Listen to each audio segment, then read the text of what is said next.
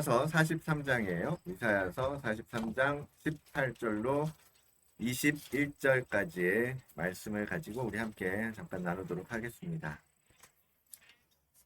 이사야서 43장 18절로 21절까지 우리 한 목소리로 같이 찾으셨나요? 네, 주보에도 있습니다. 자, 함께 읽겠습니다. 너희는 이전 일을 기억하지 말며 옛날 일을 생각하지 말라. 보라, 내가 새 일을 행하리니 이제 나타낼 것이다. 너희가 그것을 알지 못하겠느냐? 반드시 내가 광야의 길을 사막에 강을 내리니 장차 들짐승 곧 승냥이와 타주도 나를 존경할 것은 내가 광야의 물을 사막의 강들을 내어 내 백성 내가 택한 자에게 마시게 할 것임이라. 이 백성은 내가 나를 위하여 지었나니 나를 찬송하게 하려 함이니라. 아멘. 하나님의 말씀입니다. 오늘 이렇게 궂은 날씨가 예상됨에도 불구하고 전화기를 꺼주시기 바랍니다. 굳은 날씨에도 불구하고 이렇게 다들 또 이렇게 밖에서 만나 뵙게 돼서 반갑고 주의 이름으로 축복합니다. 비록 뭐 여건은 우리가 평상시에 예배하는 것과 다르고 예배에 집중하기 어려울 수도 있겠지만 여러분 오늘 말씀 속에서 하나님께서 또 우리에게 주시는 은혜와 그런 것들을 마음껏 누리는 이 자연 속에서 누리는 시간이 되기를 원합니다. 저처럼 이렇게 결정장애가 있는 사람들은 한 주간 내내 이거 어떡하나 계속 지지난주만 해도 비가 아니었거든요. 좋은 날씨였거든요. 근데 전도사님은 옆에서 계속 뭘 어쩌자는 말은 안 하시고 비옵니다만 계속 말씀을 하시는 거예요. 그래, 저같이 이렇게 결정장애가 있는 사람한테는 참 이렇게 그러나 그런 마음에서 말씀을 준비하면서 뭐 이러거나 저러거나 어때? 우리가 예배하는 어떤 환경과 상황이 아니라 어떠한 환경 속에서도 하나님을 예배하는 자들이고 하나님을 찬송하는 자들이니까 우리가 그런 마음으로 어떠하든지 예배하면 되지 하는 마음으로 이렇게 그냥 예정대로 이렇게 나오게 되었습니다. 오늘 본문에 보니까 우리가 찬송해야 될 이유, 하나님께서 우리를 지으신 이유가 뭐라고 나오죠? 네, 나를 위하여 지으셨다라고 말씀하세요. 나를 위하여 지으셨고 또 나를 찬송하게 하려고 하셨다라는 것이 하나님의 뜻이고 하나님의 창조의 의미였습니다. 어떤 상황이든지 그래서 어떤 환경이든지 하나님을 예배할 수 있는 자, 그것이 하나님의 창조의 뜻을 잘 이어나가는 것임을 우리가 믿어야 할 것입니다. 이사야서죠. 이사야 선지자는 특별히 하나님 앞에서 굉장히 깊이 하나님의 뜻을 깨닫고 선포했던 선지자입니다. 그에게 하나님께서 특별히 메시아에 대해서 굉장히 많은 예언을 주셨어요. 그렇죠? 그래서 이사야를 통해서 예수 그리스도가 태어난다라는 것, 예수 그리스도의 사역이 어떠할 것이라는 것, 예수 그리스도가 십자가에 달리셔서 어떻게 우리를 위하여 죽으실 것인지까지 그러한 모든 내용들이 참 많이 이사야를 통해서 보여주셨는데 오늘 이 본문은 이 이사야를 통해서 하나님이 누구인지, 내가 누구인지, 그리고 너희가 어떤 존재인지 너무나 명확하게 말씀하고 계신다라는 거예요. 하나님께서 당신 스스로에 대하여 분명하게 말씀하시기를 뭐라고 하냐면 그 본문 위에 15절에 보니까 나는 여호와 너희의 거룩한 이요 이스라엘의 창조자요 너희의 왕이니라 라고 말씀하세요. 하나님은 우리의 왕이십니다. 아멘입니까? 하나님은 우리의 창조자이십니다. 믿으십니까? 네. 그러한 하나님의 우리에게 있어서 하나님의 그 의미, 그것을 다시 한번 우리에게 분명하게 선포하고 계신다라는 거예요. 우리가 오늘 누리고 있는 이 세계, 자연, 우리에게 주신 모든 먹거리, 우리에게 주신 환경과 상황, 모든 것들을 창조하신 하나님이십니다. 그 하나님께서 너희는 나를 찬송하게 하기 위해서 창조하였다라고 말씀하시는 거예요. 그렇다면 우리가 하나님을 찬송하는 데 있어서 사실 무슨 이유가 있어야 필요하지 않다라는 걸 우리는 알아야 할 것입니다. 그렇죠? 지으신 의도와 목적이 우리 안에 분명히 있기 때문에 그냥 두면 우리 안에서 찬송이 흘러나올 수밖에 없는 그러한 존재로 지으셨다라는 거거든요. 그런데 지금 어때요? 우리의 형상을 잃어버리고 깨져버리고 그러다 보니까 예배하는 것이 신경 쓰이고 때로는 예배하는 게 귀찮고 때로는 예배하고 찬송하는 것이 내 입에서 나오지 않고 때로는 세상을 바라보느라고 하나님을 바라보지 못하고 그렇게 살아가는 것이 우리의 모습이잖아요. 그런데 원래 형상을 되찾게 되면 그냥 두면 찬송이 흘러나오고 자연스럽게 하나님을 생각하게 되고 하나님을 예배하게 되는 존재, 그것이 바로 우리들이라는 것입니다. 그러니까 우리가 은혜를 받았다, 아니면 하나님께서 구원을 주셨다, 그래서 우리는 예배하고 하나님을 찬송한다. 네, 맞는 말이에요. 틀린 말은 아닙니다. 그러나 그것보다도 더 이전에 우리는 존재적으로 하나님이 우리를 구원하지 않으신다고 한다 할지라도, 예를 들어서 다니엘의 제 친구가 고백하는 것처럼 그리 아니하실지라도 나는 하나님을 믿고 하나님을 따를 것입니다. 하나님을 버리지 않을 것입니다. 하나님을 찬송할 것입니다. 하나님을 예배할 것입니다. 라고 말하는 것이 우리의 존재적 정체성이라는 거예요. 그러니까 쉽게 말해서 연예인들이나 스포츠 선수들이 이제 큰 무슨 시상식 같은 데서 상 받으면 나와서 우리 그것도 대단하다고 하잖아요. 하나님께 영광입니다. 이렇게 상을 주신 하나님께 영광 올려드립니다. 네, 그건 너무 좋죠. 너무 아름답잖아요. 그러나 상을 받지 못한다 할지라도, 우리가 우승하지 않는다 할지라도, 아니면 때로는 우리가 고통 가운데 있을지라도 찬송하는 것이 우리의 삶이어야 되고 우리의 창조, 우리가 이 땅 가운데에서 하나님께서 택하신 목적이 된다라는 거예요. 그런데 왜 우리는 하나님을 찬송하는 게 그렇게 쉽지가 않은가? 왜 맨날 잃어버리고 예배하자 그러면 귀찮고 하기 싫고 내 거 하고 싶고 내가 원하는 일 하고 싶고 왜 그렇게 되는 것입니까? 찬송하는 존재로 지으셨다고 하는데 왜 우리는 찬송하는 걸 자연스럽게 생각하지 못할까? 그 이유는 아직도 우리가 옛날의 옷을 그대로 입고 있기 때문입니다. 구원받기 이전의 삶을 계속해서 그걸 가지고 살려고 한다라는 거예요. 그러니까 이 두꺼운 죄의 옷을 입고서 있으니까 이 껍데기에 단단하게 쌓여있는 상태 그대로 살고 있다 보니까 하나님과의 채널이 닫혀 있죠. 막혀 있죠. 열려 있지 않는 거예요. 하나님을 찬송할 수 있는 이 어떤 영적인 파워가 내 안에서 나오지 못하는 거예요. 그래서 이 껍데기를 벗기는 것이 우리에게 너무나 중요한 것이고, 그래서 지난주에 말씀드렸던 것처럼 마음의 할례를 받는다라는 개념이 결국은 우리의 이 껍데기를 깨트리고 잘라내고 벗겨냄으로써 하나님과의 원래 우리가 이어가야 할 채널, 소통의 채널들을 다시 열어가는 작업, 그런 작업들을 해야 된다라고 말씀드리는 것입니다.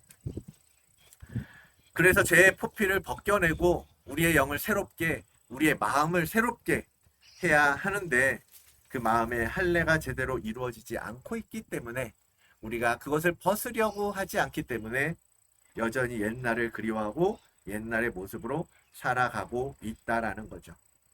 그러나 여러분, 오늘 하나님이 우리에게 무엇라고 명령하고 계십니까? 본문 18절에 보니까 너희는 이전 일을 기억하지 말며 옛날 일을 생각하지 말라라고 말씀하세요. 과거를 버려라. 지나온 길은 이제 돌아보지 말아라. 롯의 아내가 어땠어요? 소돔과 고모라를 떠나면서 떠나두고 온 나의 재산과 나의 삶과 나의 모든 친구와 내 모든 인생을 아쉬워서 돌아봤잖아요. 그렇게 돌아보지 말라고 하시는 거예요. 우리는 뒤를 돌아볼 것이 아니라 앞에 있는 표대를 향하여 달려가는 자들이기 때문입니다. 그들이 기억하지 말아야 할 이전 일, 이사야가 지금 말하는 이전 일이라고 하는 것은 16절, 17절에 기록된 걸 보니까요. 나 여호와가 이같이 말하노라. 바다 가운데 길을, 큰 물 가운데 지름길을 내고 병거와 말과 군대의 용사를 이끌어내어 그들이 일시에 엎드러져 일어나지 못하고 소멸하기를 꺼져가는 등불 같게 하였느니라. 하나님께서 하셨던 일이 뭐예요? 여러분 어떤 언제적 이야기를 하시는 것 같아요? 출애굽 때의 이야기잖아요. 그죠? 하나님께서 이스라엘 백성들을 이끌어내시고 그들을 가나안 땅까지 이끌어 가셨던 그 이야기를 하나님은 지금 하시는 거거든요. 그래서 이스라엘 백성들에게 출애굽은 사실 그 이전과 출애굽 이전과 출애굽 이후는 완전히 다른 삶이었어요. 그런데 하나님께서 그렇게 그들을 보호하시고 인도하셔서 마침내 약속의 땅까지 이끌어 가셨음에도 불구하고 이스라엘은 어땠어요? 광야에 나와서 여전히 애굽에서의 시간을 회상하면서 그때가 좋았지. 야, 그때처럼 먹을 수 있어. 그땐 그래도 잘 먹기라도 했는데 그때는 그래도 이 애굽 사람들 노는 꼬라지라도 보면서 웃으면서 살 수 있었는데 힘들고 어려웠어도 고통스러웠고 노예 그 자리가 너무너무 싫었지만 그래도 그때는 내 정욕과 내 욕심과 내 육신의 즐거움을 얻기에는 충분했었는데 라는 식의 이야기를 하는 거예요. 뭐예요? 이미 하나님께서 애굽을 떠나서 하나님의 인도하신 하나님 나라의 하나님의 다스림 가운데도 다스림 가운데 이끌어 주셨음에도 불구하고 여전히 예전 일, 이전 일을 그들은 기억하면서 그것을 돌아보면서 그 시대를 생각하고 회상하면서 그때로 돌아가고 싶다라는 말을 했다는 거예요. 근데 오늘 이사야의 예언의 말씀을 보니까요. 출애굽 때 그 죄악을 이 분열왕국 시대에도 똑같이 반복하고 있는 그들의 모습을 볼 수가 있습니다. 본문 뒤에 22절, 23절을 보니까요. 그러나 야곱아, 너는 나를 부르지 아니하였고 이스라엘아, 너는 나를 괴롭게 여겼다라고 말씀하세요. 여러분, 하나님이 그들을 예를 들어서 출애굽이라고 하는 놀라운 구원의 역사를 펼쳐 주셨음을 그것만 두고도 생각해도 그 하나님 앞에 하나님께서 너를 괴롭게 하는 사람 정도로 여기는구나 라고 말씀하신다면 여러분의 자녀가 여러분에게 헷갈리네요. 여러분의 자녀들이 여러분을 향하여서 우리를 인정해주지 않고 있을 때 자녀들을 향하여서 내가 널 괴롭히는 사람이라고 생각하는구나. 그런 마음이 혹시 들어본 적 있으십니까? 자녀들이 나를 귀찮다고 생각하는 거예요. 내가 자기들을 괴롭힌다라고 생각하는 거예요. 부모님을 향하여서. 그러한 자녀들을 향하여서 내가 너를 괴롭게 하는 사람이라고 생각하는구나. 그러한 감정. 하나님께서 우리를 사랑하시고 구원하셨음에도 불구하고 내가 너희를 괴롭게 하는 존재라고 여기는구나 라고 하나님이 말씀하실 정도라면 하나님의 마음이 어땠겠습니까? 하나님께서 얼마나 그 마음에 아픔이 있으셨겠어요. 그런데 이처럼 이스라엘은 자꾸만 뒤를 돌아보고 세상으로 가려고 하고 그 범죄한 자리에 머물러 있으려고 하고 그랬던 거죠. 그러한 이스라엘을 향해서 하나님은 오늘 우리 말씀하시기를 뒤를 돌아보지 말라. 예전의 일을 기억하지 마라. 지나온 생각을 돌아보지 말아라 라고 하시는 거예요. 그러면서 뭐라고 약속하세요? 이제 내가 새 일을 행하겠다. 이제 내가 새 일을 행하겠다. 보라, 그것을 이제 나타낼 것이다 라고 말씀하고 계시지 않습니까? 하나님께서 하시려는 새 일은 뭐죠? 광야에 길을 내고 물을 내고 사막에 강을 만드는 것. 물이 없어 목마르면 광야에서 반석을 깨뜨려서 물을 내어 주셨던 것처럼 다시 한번 내가 너희에게 기회를 주겠다. 너희를 그 광야에서 목마르지 않게 하겠다. 다시 목마르지 않게 해주겠다라고 말씀하시는 거예요. 앞길이 막막해서 자꾸만 뒤로 돌아가고 싶고 뒤를 돌아보려고 하는 백성들에게 내가 길을 내고 강을 만들어 줄 테니까 이제 그것을 나타낼 테니까 너희는 뒤를 돌아보지 말라라고 하시는 거예요. 여러분, 이 말씀은, 이 하나님의 예언과 이 말씀은 예수 그리스도를 통해서 이미 성취되고 이루어진 줄로 믿습니다. 주님이 오셔서 십자가를 지시고 죽음을 이기신 그 부활하심으로 말미암아 하나님께서 약속하신 이 구약의 모든 말씀들은 이미 성취되고 완성된 거예요. 예수 그리스도께서 십자가에서 마지막으로 다 이루었다라고 말씀하실 때에 하나님의 이 약속은 성취되고 완성되었을 줄로 믿는 것입니다. 그 효과는 지금 그 시대가 아니라 오늘날 2000년이 지난 우리에게도 효과를 미칠 만큼 강력하게 작동되고 있지 않습니까? 하나님께서 행하시겠다고 하는 새 일이라는 것은 그처럼 바로 예수 그리스도를 이 땅에 보내신 일인 거예요. 그를 단순하게 이스라엘을 그냥 포로에서 돌아오게 하고 애굽에서 꺼내어내는 그냥 그런 눈에 보이는 역사가 아니라 전 세대의 인간, 우리 모든 인간들, 이후에 우리의 후손들까지도 그 사탄의 영역에서 꺼내어 하나님의 나라의 영역으로 옮기시는 그 새 일을 행하고자 하나뿐인 아들을 십자가에 내어 주신 것입니다. 그래서 이미 이루어진 이 새 일, 하나님께서 행하신 그 일들이 오늘 우리 심령 안에서도 나타나도록 우리는 살아야 되는 것입니다. 그 결과적으로 나오는 것이 뭐예요? 표현되어지는 것이 찬송인 거잖아요. 하나님을 찬송하는 것. 찬송을 통해서 찬송으로 우리의 입술을 통해 고백되어지는 거죠. 하나님께서 새 일을 행하셨고 우리 안에 놀라운 일들을 행하셨다라는 것. 이 새 일이라는 게 여러분에게는 어떤 의미로 그러면 다가오십니까? 19절을 다시 한번 볼까요? 43장 19절. 반드시 내가 광야의 길을 사막의 강을 내겠다라고 말씀하시죠. 먼저는 뭐예요? 길을 낸다라는 것.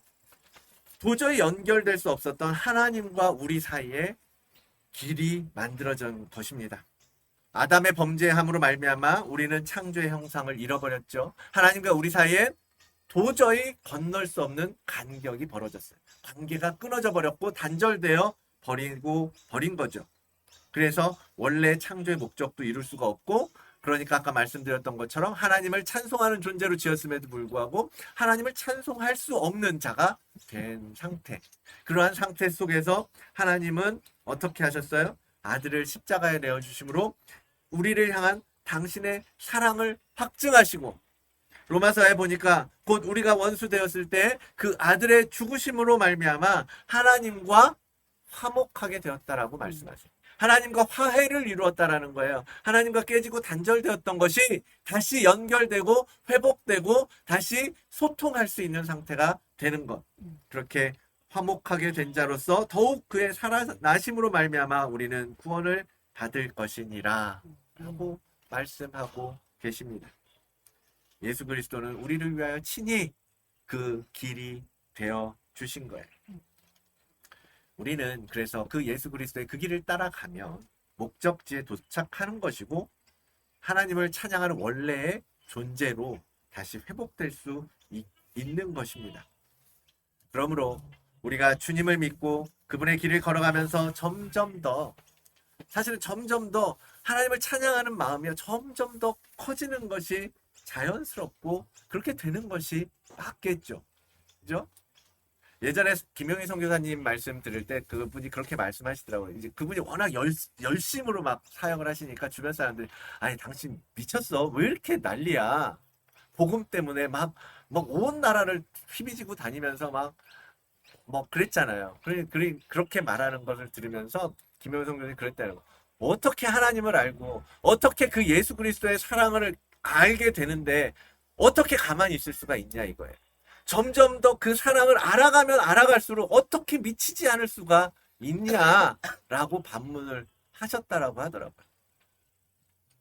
그렇게 되는 거예요. 여러분, 우리가 찬송하는 존재로 지음을 받았기 때문에 우리가 하나님께 가까이 가고 하나님과의 소통의 길이 점점점 열려질수록 우리는 예배하지 않을 수 없는 존재이기 때문에 노래하고 찬양하고 예배하고 이 현실 속에서도 그 현실이 중요한 것이 아니라 하나님을 찬양하는 일에 집중할 수밖에 없는 것이고 그것이 자연스러운 우리의 존재라는 거예요. 그러므로 주님께서 열어주신 그 길을, 예수 그리스도의 그 길을 따라가면서 하나님을 찬송하는 원래의 우리의 창조의 목적을 잘 감당하게 되기를 원합니다. 두 번째로 하나님은 광야에 물을 내시고 그 물로 택한 자에게 마시게 하셨죠. 본문 20절, 장차 들짐승 곧 승냥이와 타조도 나를 존경할 것은 내가 광야의 물을 사막의 강들을 내어 내 백성 내가 택한 자에게 마시게 할 것임이라. 하나님은 이 광야 가운데에서, 이 사막에서도 우리가 목마르지 않을 수 있도록 강을 내시고 물을 주셨어요. 우리의 영적인 목마름을 완전히 제거해 주신 것입니다. 요한복음 4장의 사마리아 수가성 여인 이야기 늘 자주 얘기하잖아요. 내가 주는 물을 마시는 자는 영원히 목마르지 아니하리니 내가 주는 물은 그 속에서 영생하도록 솟아나는 샘물이 되리라. 주님이 말씀하세요. 한 번 마시고 다시 목마르게 될 세상의 그 무엇이 아니라 영원히 목마르지 않을 그 물을 내가 너에게 주겠다라고 말씀하셨고, 그 복음을 들었을 때 그 여인은 어떻게 했어요? 더 이상 물동이가 필요 없다라는 것을, 영적인 모습을 보여준 거예요. 그런 물동이가 물을 버려둔 채로 달려갑니다. 이제 물동이가 없어도 살 수 있다라는 거예요. 더 이상 물을 떠는 것, 물을 마시는 것이 중요하지 않다라는 거죠. 영원히 목마르지 않을 물을 이제 얻게 되었으니 옛날처럼 살 이유가 없다. 물론 육신을 위해서 물은 계속 마셔야 되겠죠. 너무 중요합니다. 물 잘 마시세요. 그런데 그 내면의 상태를 여러분 생각해 보자고. 우리가 영적으로 목마르고 무언가를 갈급함을 느끼고, 여러분 그럴 때 우리는 예수 그리스도를 통해서 그 갈급함을 채워야 되는 존재잖아요. 그런데 어떻게 합니까?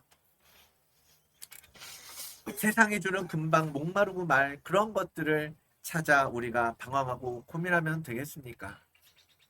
우리가 목마를 때, 저도 콜라를 좋아해요. 오늘도 콜라가 준비되어 있습니다. 고기 드시면서 특히 목마를 때 콜라 한 잔 먹으면 좋겠다 생각하잖아요. 콜라 마시면 시원하게 이렇게 탄산에 근데 사실은 뭐라 그래요? 콜라 마시면 더 갈증이 더 심해진다고 그래요. 뭐 삼투압이 어쩌고 저쩌고, 당분이 어쩌고 저쩌고. 맞아요. 그쵸? 콜라 마신다고 해서 해결되지 않아요. 그런데 마시고 싶고 그래서 마시잖아요. 우리가 세상을 향해서 영적으로도 마찬가지예요. 세상은 우리를 잠시 즐겁게 하고 우리를 만족하게 하고 우리에게 행복하게 해주는 것 같아요.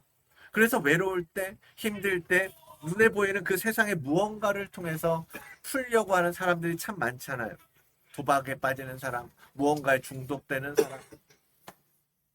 그런데 사실 그런 걸로는 그것이 풀려지지 않는다라는 거죠. 우리 내면의 문제들을 해결할 수 없다라는 것, 여러분 너무나 잘 알고 계시지 않습니까? 우리는 문제를 맞닥뜨릴 때에 그 문제를 풀기 위해서 세상 속에서 어떠한 방법을 찾을 것이 아니라 예수 그리스도를 향해서 나아가야 하는 것입니다. 정말로 우리의 내적인 갈증을 해결해 줄 수 있는 예수 그리스도를 찾으셔야 한다라는 겁니다. 요즘 시편을 가지고 수요 기도회를 하고 있어요. 이제 지난주부터 다시 또 하고 있는데, 시편의 내용이 그런 거잖아요. 보통 보면 하나님 왜 이렇게 나를 힘들게 하십니까? 이 대적들이 맨날 나를 고통스럽게 하고 어렵게 하지 않습니까? 라고 얘기하면서, 그러나 하나님은 나를 구원하시는 구원자이십니다. 반석이십니다. 그러니까 하나님 이제 나를 다시 구원해 주십시오. 나를 다시 살려 주십시오. 라고 하면서 마지막엔 뭐예요? 구원하신 하나님을 찬양합니다. 라고 노래하는 시가 많거든요. 그쵸? 네, 이 어렵고 힘든 상황 가운데에서도 하나님은 어떤 분이시니까 그 하나님이 나를 그냥 두지 않을 거라는 믿음을 가지고 그는 하나님을 찬양하는 단계까지 나아갔던 거예요.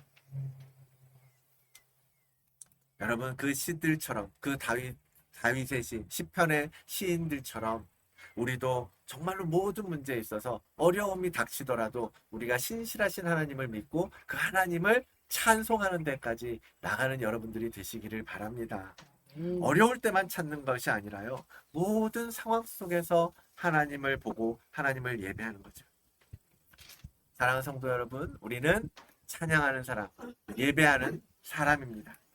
우리의 정체성을 잃어버리지 않기를 원합니다.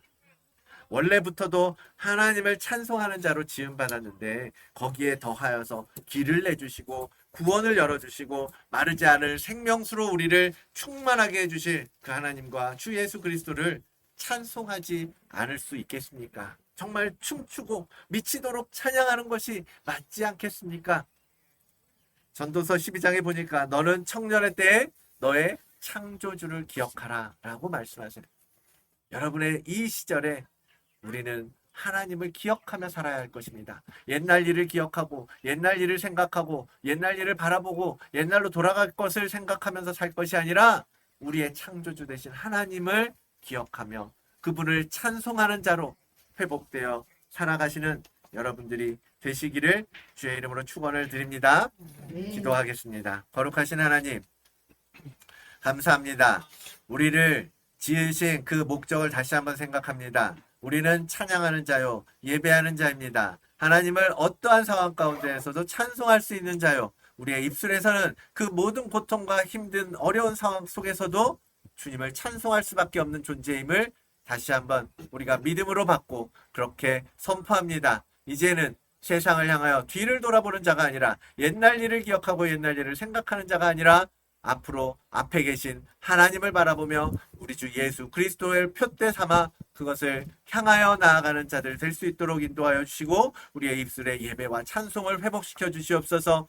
오직 주님이 창조하신 그 창조의 원형을 회복하여 나아가는 저희들의 삶이 되게 인도하여 주시옵소서. 감사드리며 예수 그리스도의 이름으로 기도드리옵나이다. 아멘.